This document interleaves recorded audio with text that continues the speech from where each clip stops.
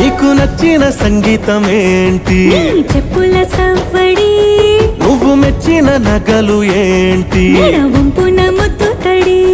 నీకిష్టమైన చోటు ఏంటి? అది చల్లని నీ ఒడి. నువ్వు కోరుకున్న దుస్తులేంటి?